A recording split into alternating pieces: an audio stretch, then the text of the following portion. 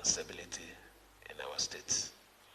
I also thank our leader, His Excellency Onyesom Ezenwa-Wike, CON, the Honorable Minister of the Federal Capital Territory, for committing to the prompt resolution of this political impasse in the states. I also wish to express my profound thanks to the President of the Senate, His Excellency Senator Goswell Akpabio, the Speaker of the House of Representatives, His Excellency Dr. Abbas Tajuddin, and the distinguished members of the National Assembly for the role they all played in resolution of this matter.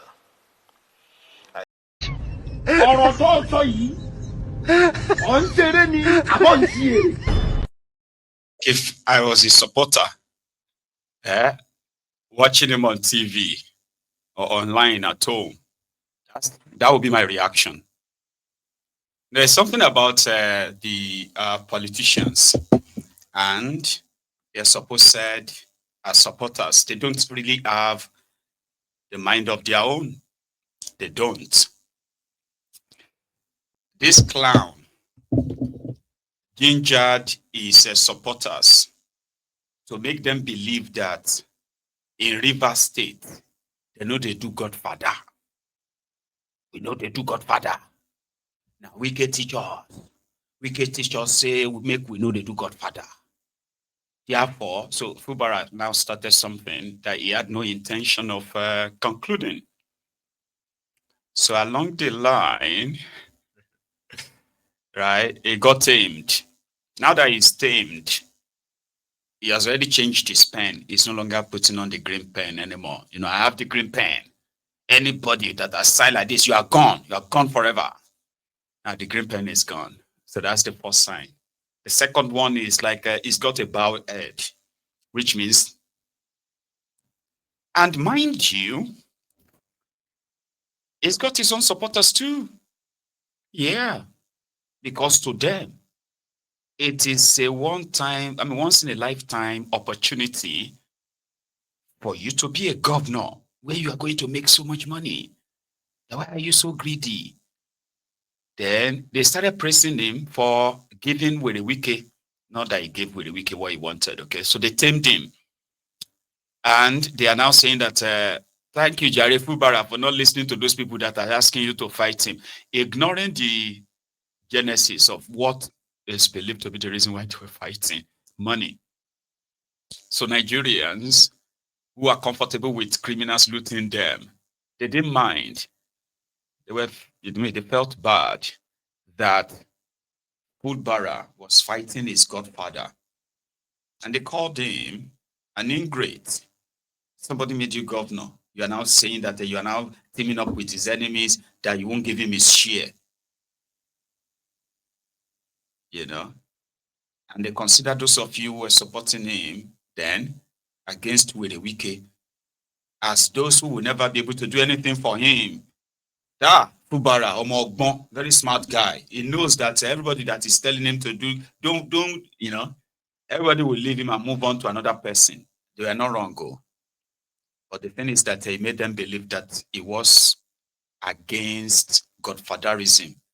And I think I remember having, me had to read comments, right? I remember reading comments of some viewers from Rivers State who were boldly telling me that Warri Wike is done, is finished. That in Rivers State, they know to do Godfather. Nobody can be any. Today, the question so many people are asking is that where were this crowd that came to welcome him yesterday and today when he was being kicked out? Sure, you get everything, sure. So last, majority of them would have to follow him to APC and begin to wear Tipnumbu Sandcuff cap. Yeah, they would do it because their own survivor kind of like, lies on that. So they don't have mind of their own. Wherever their bread can be buttered, anywhere belle face, na road. There's a governor from Jigawa. Okay. In case if you don't know, do you know who is the governor of Jigawa? Close your eyes and nod your head if you do. I know I won't say it, but I bet that probably like 80% of you watching this broadcast this hour can't picture who is the governor of Jigawa. This is one of the states where, anybody who becomes their governor can just be under the radar and loot as much as he wants. Because whatever he does, they are still going to say Northern Nigeria is the poorest. So why waste your time? Just enjoy yourself. So it was on a TV program. I think it was last night. And a question was thrown at him that, hey, you were accused of spending this so amount of money buying yourself the latest automobiles for your convoy and that of your wife in a state that is considered as one of the poorest states in Nigeria. What do you have to say to that? Oh, you should listen. Jigawa governor. What is his name again? Something new. Nahiru. I don't even want to. Your Excellency, but we don't have anything less. Talking about transparency and accountability, you've been criticized by the PDP for reportedly acquiring luxury vehicles for your convoy and political office holders at a time when many citizens are struggling with inflation and poverty. What do you make of this criticism? Well, you see, that is the problem. When I came in as a governor, I didn't buy even a vehicle. What we are trying to do now is not that we are buying a luxury vehicle. What are you going to do with a luxury vehicle? What we are buying, of course, as a governor, I'm entitled to a vehicle that will be befitting of a governor's position.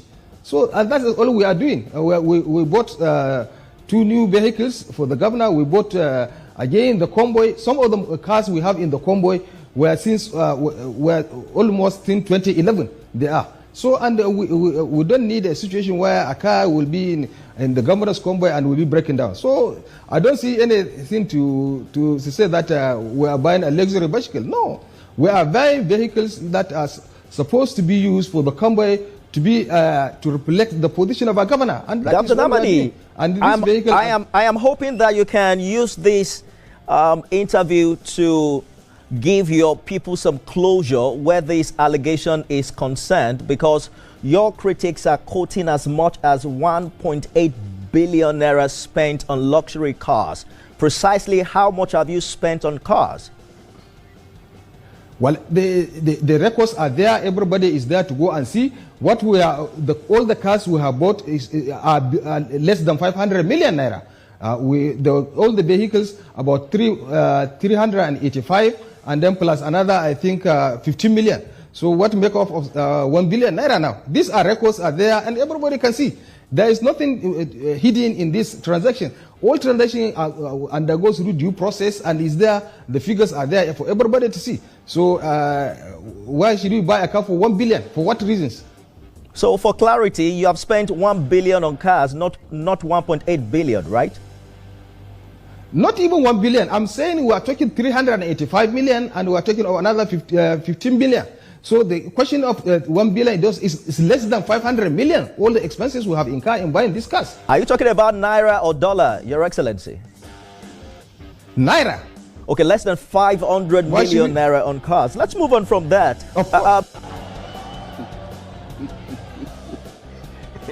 60 billion they couldn't generate enough kilowatts energy to make a popcorn. God have mercy upon us.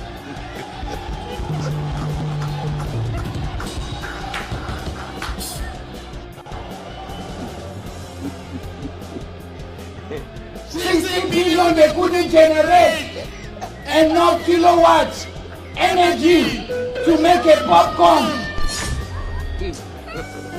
God have mercy upon us. That transmission line is a super highway.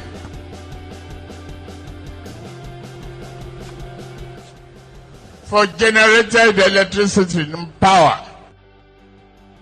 They could not even make a down payment. for a roasted corn.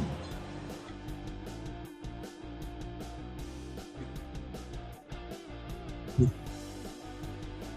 truth is that in Nigeria, whenever they bring these guys in as guests, they are like podcasters like me and you, okay, like me,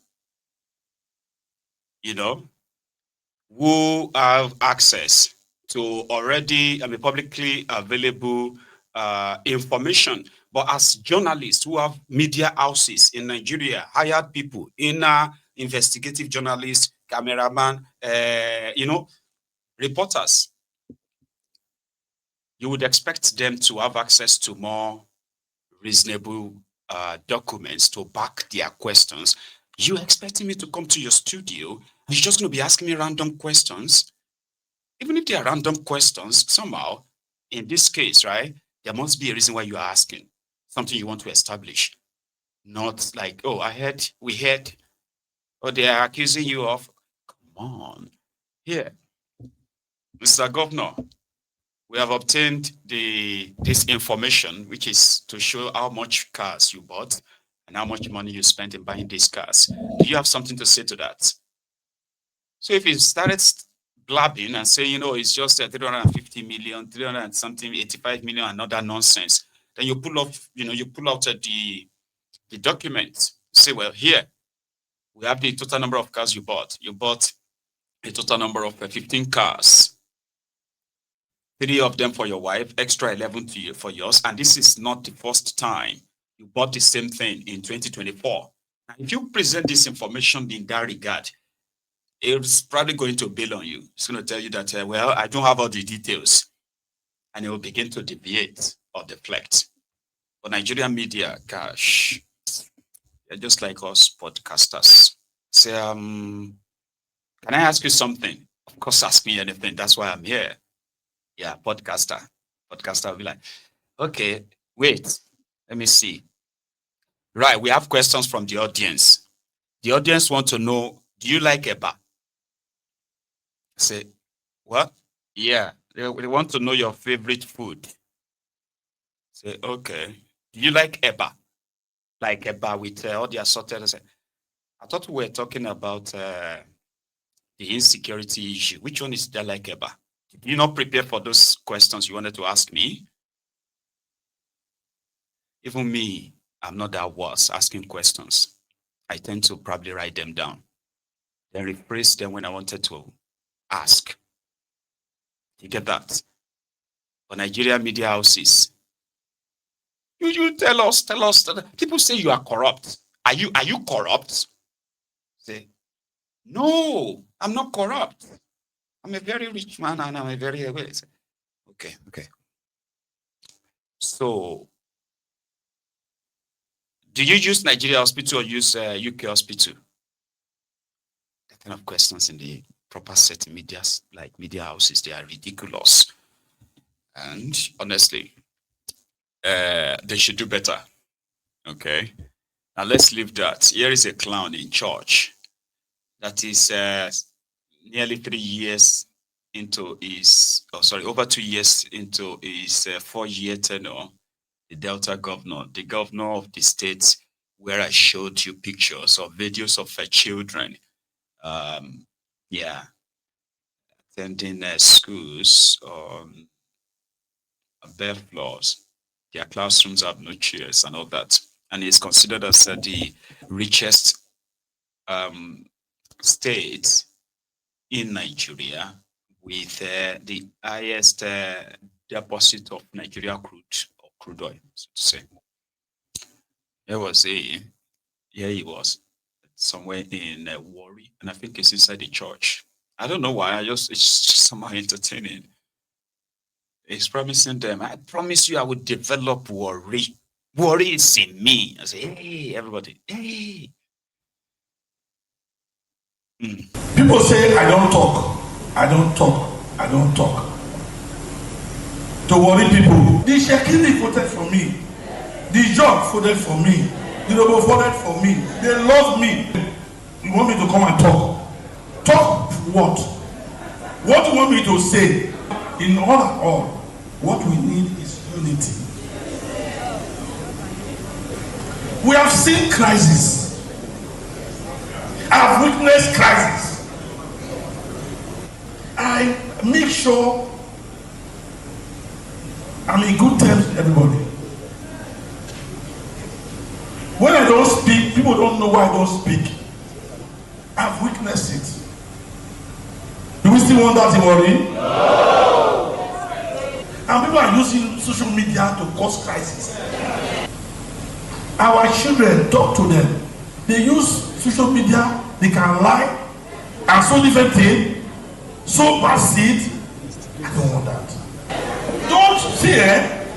You don't do that. I want to develop this Warri.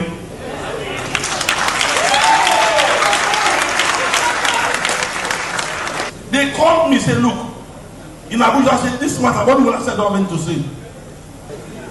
What I have to say is for us to have peace here. I don't want problem. Please, our leaders, our elders, this Warri, they sweet me for body. If you like, you know, sometimes you will have home in abroad. Your children will come and take you and go to abroad. I don't have any other home. This is the only way I have. And when I was contesting, I told people that I'm a man with street credibility and local content. I'm not diaspora, local, with them here. And they gave me the vote. It's not true. Now that I'm a governor, and I said I'm a governor for all.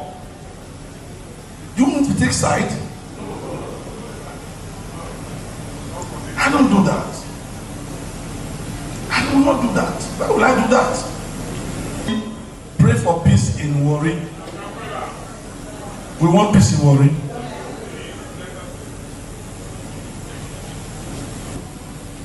You have showed me love. And I'll continue to show Deltans love. I'll continue to respect my leaders. And I said, it's all inclusive. And I want to do more for Deltans. I don't want to fail. We are a poor nation. The bank code we follow. They say firewood is not full. They say we need to plant more trees. And they are not giving us money.